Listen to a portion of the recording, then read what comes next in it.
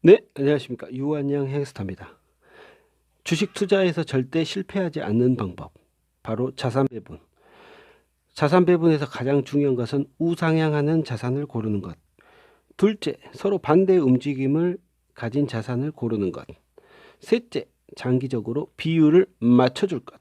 이 세 가지를 지키면 주식 투자에서 절대 실패하지 않을 수가 있습니다. 나는 기적이다. 외치면 부자가 된다.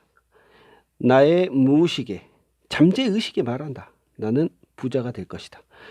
이미 23년 12월 31일 은퇴했다고 믿자. 금융자산을 50만 불 벌었다고 상상하자. 이미 나는 순자산 10억을 만들고 은퇴했다고 믿자. 월 현금 흐름 500만 원을 달성했다고 생각하자. 올해 수익률은 20%, 6만 불을 달성할 것이다. 1년간 지속된 비대면 상태로 작년에 이제 가시적인 실적 성과가 있었던 기업이 올해도 좋은 성과를 보일 것이다 라는 판단이 제 판단입니다. 1년간 생활 패턴을 지속해온 결과 미국의 전자상거래로 들어온 사람들은 그 패턴에 녹아들어 아마존과 SE의 성과가 앞으로도 좋아질 것이다. 빅테크들은 팬데믹에도 주가가 올랐으며 영업 실적 또한 뛰어났습니다. 주가의 쉬어가는 흐름은 있을지라도 안정적인 흐름을 보여줄 것이다. 좋아요, 구독 부탁드립니다. 자, 나스닥 100이 가장 높게 상승을 했고요. 애플과 마소 SE는 2% 이상 급등을 했고 아마존은 1% 이상 상승을 했습니다. 금리가 더 이상 올라가질 않고 조정을 받으니까 나스닥이 상승을 했고 우량주 위주로 상승을 했죠. 오늘 같은 경우는 금리가 좀 떨어지고 있는데 성장주 애들이 조금 빌빌대고 있습니다. 지켜봐야죠. 오늘 초장에 좀 하락했다가 막판에는 다시 올라가는 모습을 보이지 않을까 생각이 들고요. 애플, 마소 등 우량주가 주도했다고 말할 수 있고요. 테슬라도 여기 한몫했죠. 나스닥이 13,000포인트 위에 있고 더 이상 하락은 없다 시위하듯이 빨갛게 물들여버린 그런 느낌적인 느낌이죠. 하지만 악재는 많습니다. 이번 주 다량의 채권 입찰도 있고 인플레이션의 압력, 가치주냐 성장주냐, 가치주로의 이동, 첨예한 대립 그런 느낌적인 느낌. 자, 고민할 게 뭐가 있겠습니까마는 가치주가 많이 없다 하면 3% 정도씩 분할로 매수해 나가면 되는 거고 안 그래도 되겠다 싶은 사람들 그대로 두고 성장주 좋아하는 사람은 그냥 요지부동 조급해하지 말자. 이게 제 생각이죠. 생각처럼 그렇게 빠르게 오지 않는다. 이런 실적 있는 성장주들은 무겁게 움직일 수가 있다. 뭐 그런 거죠. 현재 시드는 28만 7천 불대, 29만 불대와 28만 1천 불대를 왔다리 갔다리 하고 있어요. 29만 9천 불대로 올라서면 SMH 26주 그리고 아크는 42주 각각 시드의 2.5%씩 조정 때 있었던 매수 수량을 그대로 매도를 할 것입니다. 그리고 현금으로 쟁여 놓을 겁니다. 다시 28만 1,000불대로 떨어지는 경우에는 남은 현금을 가지고 애플을 재매수 5% 정도 5%를 할 것이고요.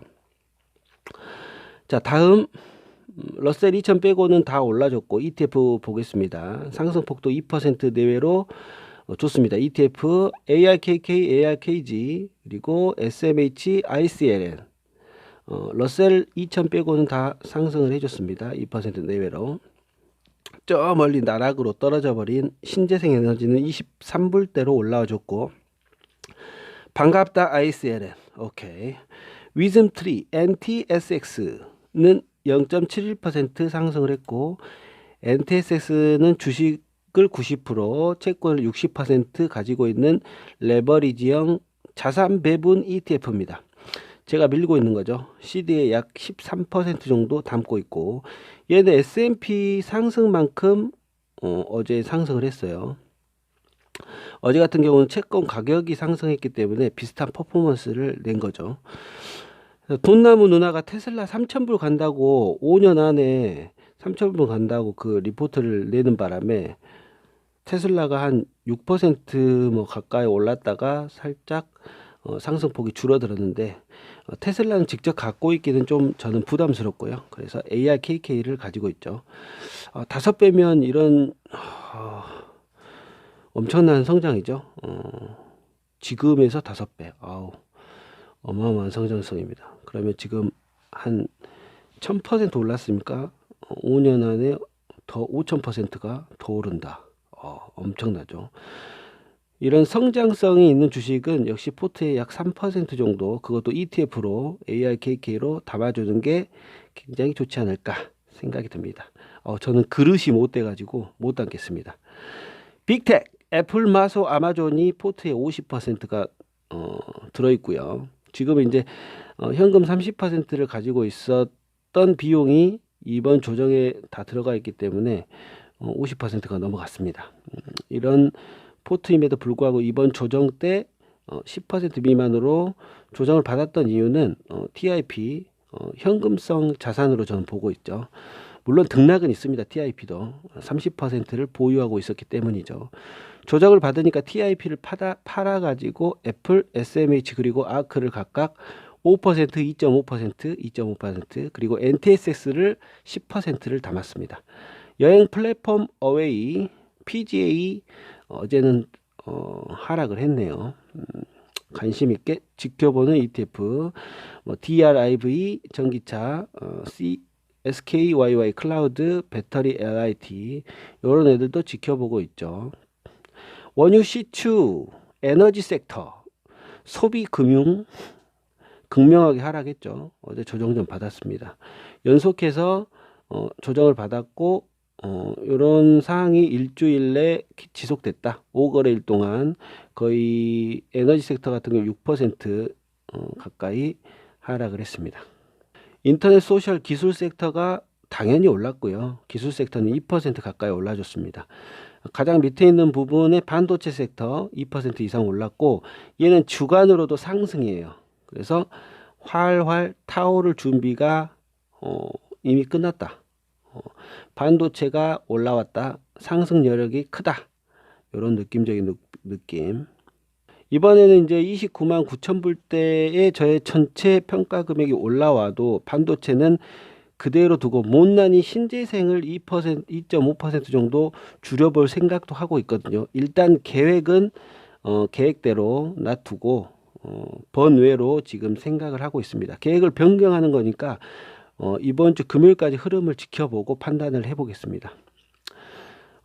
장이 이제 진행이 될 때 생각하는 것보다 어떤 차트의 흐름이라든지 향후 방향성 그리고 ETF들이 가지고 있는 기업들의 실적들을 한번 체크를 한번 해보고 판단해 보는 거죠.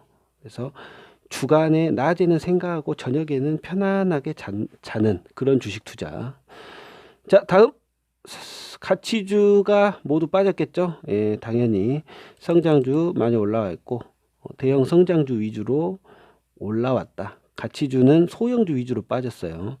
그래서 이번 주 성장주 위주의 그 주가 상승이 확연해지면 이번 주에 다음 주부터는 그냥 꾸준하게 4월 초, 4월 달까지 쭉 가는 판단이 들고 이번 주 이제 국채 금리가 1.7% 이상으로 상승하지만 않으면 그러려면 이제 국채 입찰이 좀 잘 돼야겠죠. 일본 애들도 좀 사주고 해외에서 좀 사주고 그런 느낌적인 느낌. 요런 국채 입찰이 잘 돼야 국채 금리 10년물 국채 금리가 유지를 할 것이다. 자, 이번 주 다음 주 한번 지켜봐야죠. 장이라는 게 하루하루 다르고 주마다 다르고 한 달 다르고 1년이 다르고 아무도 모르는 것이 주식 시장이기 때문에 그물 쳐놓고 물고기 잡는 일만 하면 됩니다. 나는 기적이다 외치면 부자가 된다. 나의 무의식에 잠재의식에 나는 말한다. 나는 부자가 될 것이다. 이미 23년 12월 31일에 은퇴했다고 믿자. 금융자산 50만 불을 벌었다고 상상하자. 이미 나는 순자산 10억을 만들고 은퇴했다고 믿자. 월 현금을은 500만 원을 달성했다고 생각하자. 올해 수익률 20% 6만 불을 달성할 것이다. 좋아요, 구독 부탁드리고요. 감사합니다.